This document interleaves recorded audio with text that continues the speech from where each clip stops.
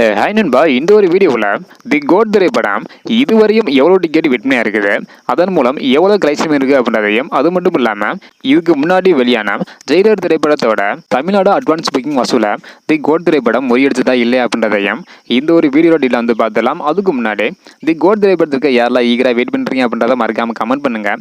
இன்னும் நம்ம சேனலை சப்ஸ்கிரைப் பண்ணாமல் இருந்தீங்கன்னா மறக்காமல் பண்ணிக்கோங்க. ஓகே நண்பா, வாங்க நினைக்கான வீடியோக்குள்ளே போகலாம். ஓகே நண்பா, தி கோட் திரைப்படத்தில் மொத்தம் 3 தளபதி அப்படின்றது உறுதியாயிருச்சு.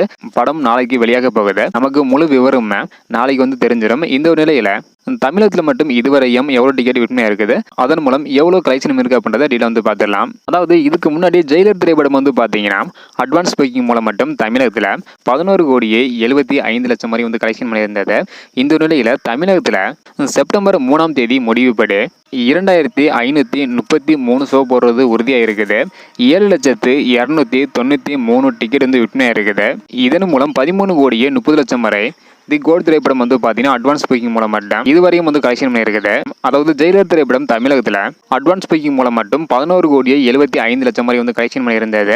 இந்த நிலையில் இன்னும் படம் வெளியாக ஒன்றே வந்து இருக்குது. அதுக்குள்ள ஜெயிலர் திரைப்படத்தோட அட்வான்ஸ் புக்கிங் வசூலை தி கோட் திரைப்படம் முறியடிச்சிருக்குது. அதாவது 13,30,00,000 வரையும் இதுவரையும் தி கோட் திரைப்படம் வந்து கலெக்ஷன் பண்ணியிருக்குது தமிழகத்தில் மட்டும்.